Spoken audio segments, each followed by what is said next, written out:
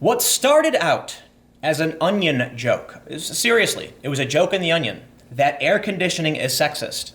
It was a sketch where a woman complained that the office was too cold and that air conditioning was sexist, but then she realized she could just put on a fucking sweater. Has become real life. And it's not today. It's happened in 2015. There was an article, I believe, from the Telegraph, talking about how air conditioning is sexist because women feel colder than men. And so I just want to go like this. Oh my God. But now it's entered the political realm. Now, sexist air conditioning is a part of a culture war. Yep. Because we've got a couple stories here. This one from the New York Times.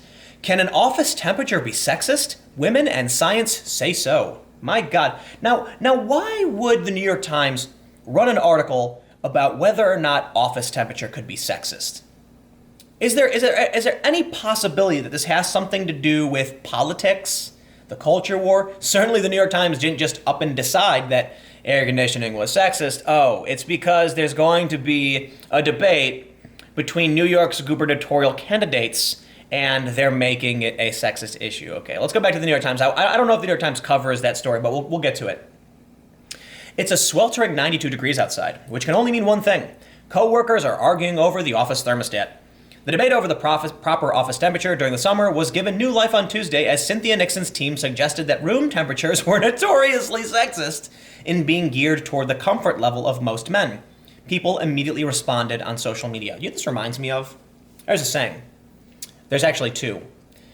Knowledge is knowing that tomato is a fruit, but wisdom is knowing not to put a tomato in a fruit salad, okay? Sure, on the surface, some things can make sense. Hey, why are we making offices more comfortable for men? That's totally sexist. Why don't we make them more comfortable for women? Well, there's actually a really simple, logical reason to it. See, men can only take off so much clothes, but women can put on clothes forever.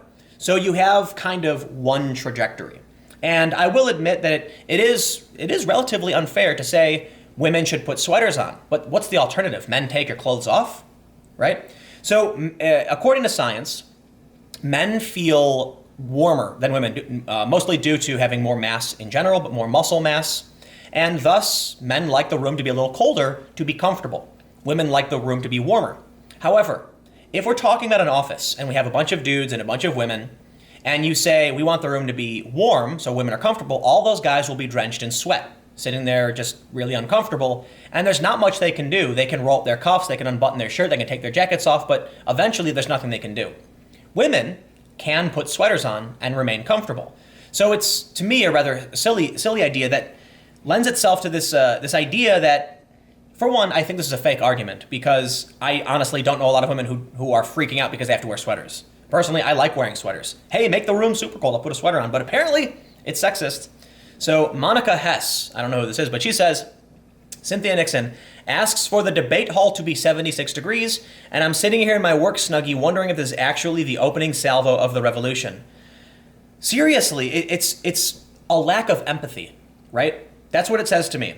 The idea that women know that men are going to be extremely uncomfortable and sweat and there's nothing they can do about it is mind-boggling that they wouldn't care, right? I would say I empathize with women having to wear sweaters, but we're reducing harm here, right?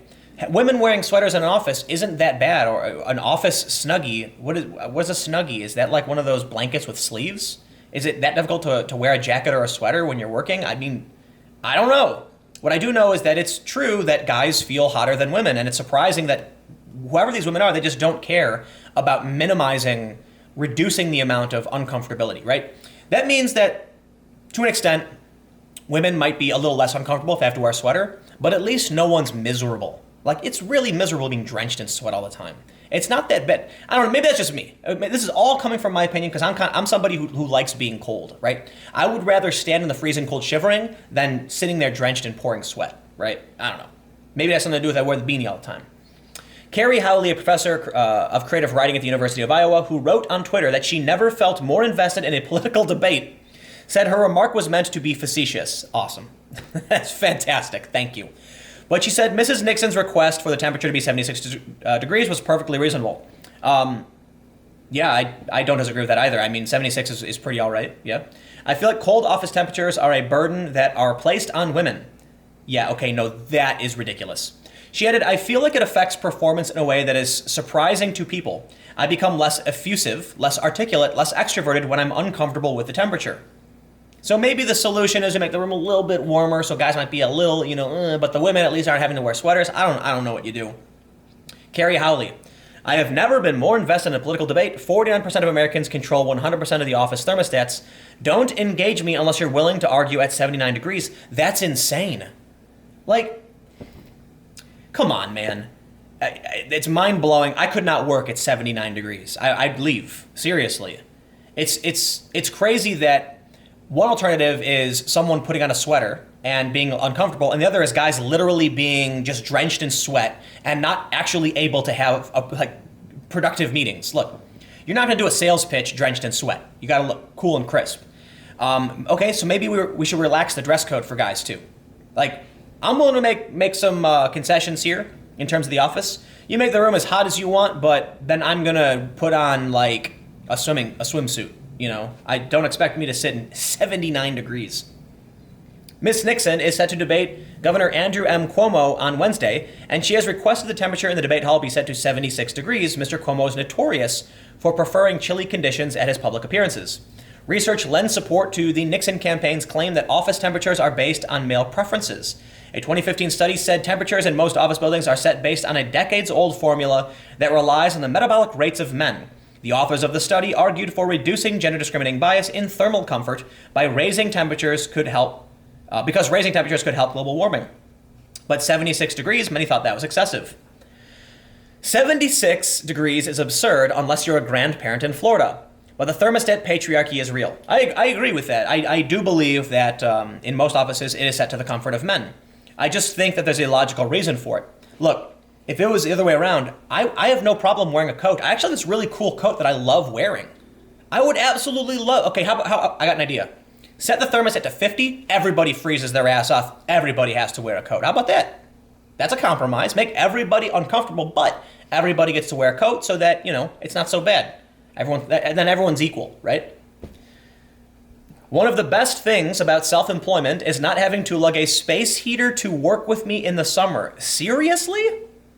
I mean, I guess, look, if women really, maybe I'm just really stupid and naive, and I'm willing to concede that if women really are bringing space heaters to work, something's wrong. This woman said, 76 degrees is my nightmare. I would melt. Well, that's a woman saying this. Okay, now what's going on? Someone says, usually I think about 68 is pretty standard, said Gene Sager, a social media editor at Callicoon Center, New York. It's not so warm that people are schwitzing, but not so cold that I couldn't type. 68 sounds great. I keep everything set at 72. Is that crazy? 72 is supposed to be like the higher end, because I don't like wasting energy, so I just at 72. But it's also, I got cameras and stuff, so I got to have it balanced. I don't like using AC a lot, but you got to when you got equipment. In past work experiences, Miss Sager, who said she was always cold, described a rarely spoken of war over the thermostat between her and many of her male coworkers. Mark Starvagi, an incoming graduate student at New York University, wrote on Twitter, until men are allowed to wear shorts to work, there is no way a building should be 76 degrees. Thus, the war continues. Jordan Peterson asked in a Vice interview if men and women can work together. And the Vice interviewer was like, what do you mean? Of course they can. And Peterson was like, it's only been a couple decades and it's been a disaster.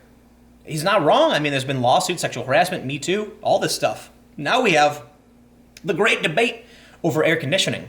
And this, but while this is one of the silliest, stupidest things I've ever heard in my life, it is interesting in that men and women require different atmospheric conditions for comfortability. Scientifically proven, as they've stated in this article.